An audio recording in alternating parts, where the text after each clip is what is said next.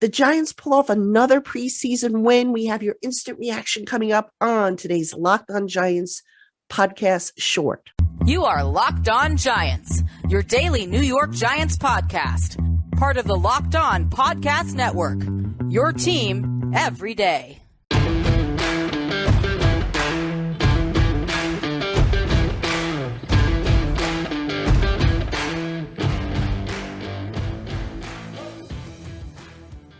Hello, New York Giant fans, and welcome to a special post-game edition of the Locked On Giants podcast, part of the Locked On Podcast family, your team every day. I am Patricia Traina, and I have your instant reaction from the New York Giants 25-22 victory, preseason victory over the Cincinnati Bengals at MetLife Stadium. A very interesting game, a lot of good to talk about, some bad and some ugly. So we're going to quick get into it. And as a reminder, this is a short. We will have a full show for you tomorrow. Should be up by tomorrow afternoon, early afternoon.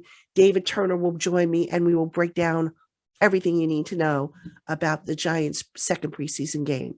All right, let's get into it. We're going to talk about the good. Let's start off with the good news. The good includes, in my opinion, the offensive line play. Now, coming into this game, the offensive line was banged up, so much so that the second string offensive line that was scheduled, you were talking about a unit that basically had little experience playing together because of how it was patched together. But such is the way it goes when you have injuries. And the Giants have just been absolutely decimated on the offensive line by injuries. I think they were down to like their fifth center. Max Garcia started the game at center. They had to put guys in there that basically they just signed recently off the street.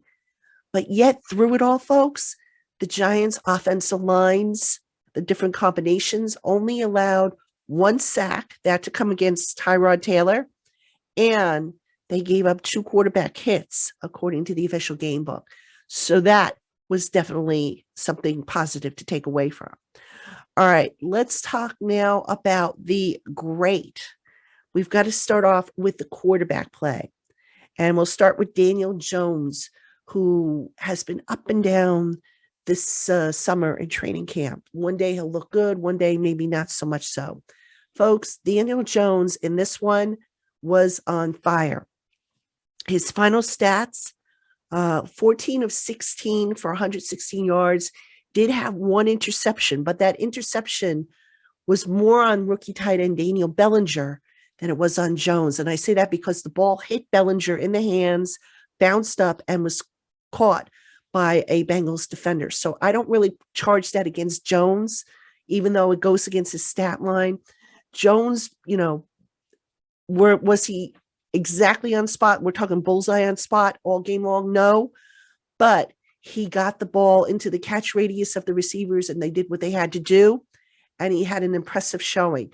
And I'll also point this out to you. Of the 3 scoring drives that Jones was in the game for, all 3 crossed midfield. The final drive resulted in the 2-yard touchdown run by rookie running back Jashawn Corbin. All right. So the first 2 drives, you had the interception ended that one drive. And then the first drive actually was ended by a failed 4th and 1 running conversion.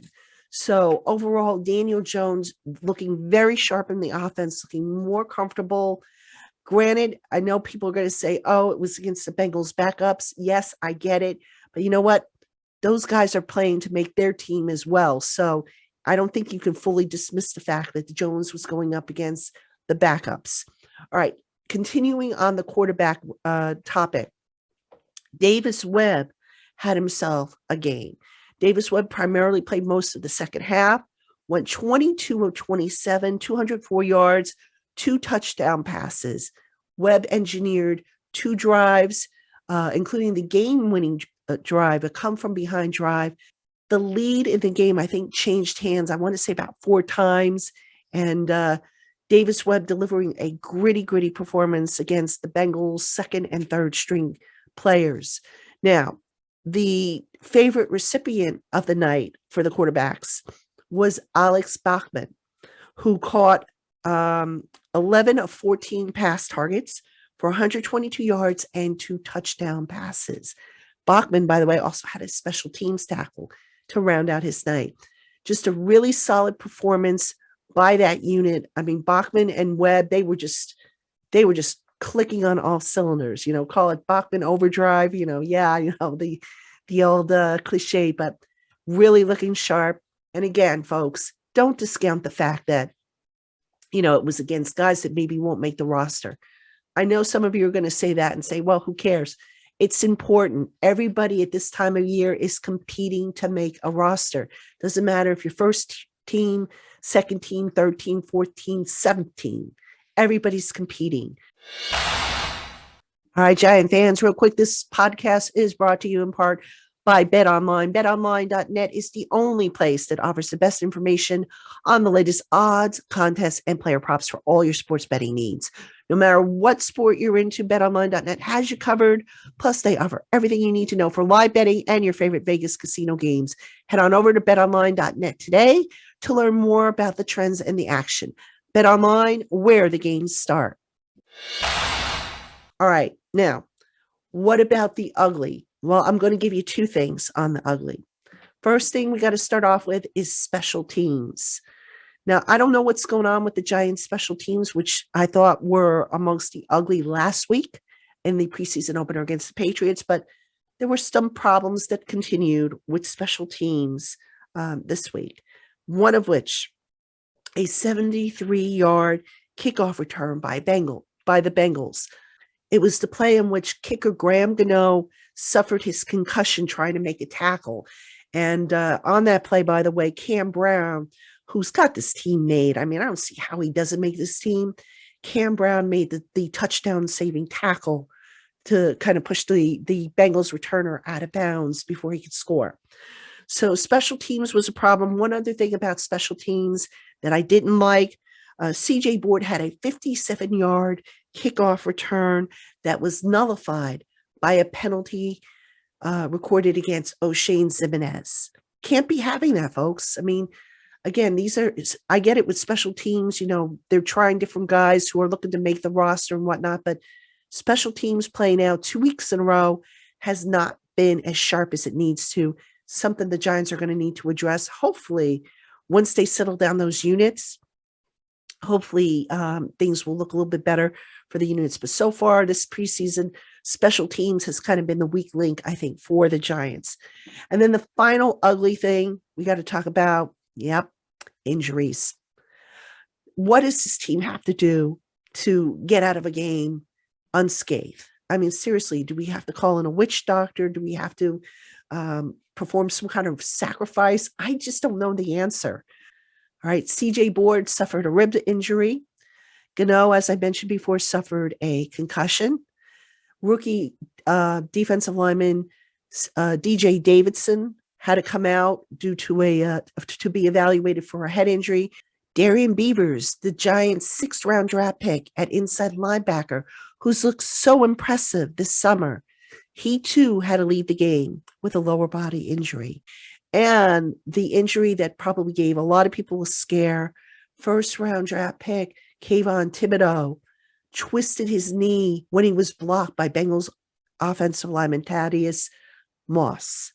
Now, here is some good news, if you want to consider it good news.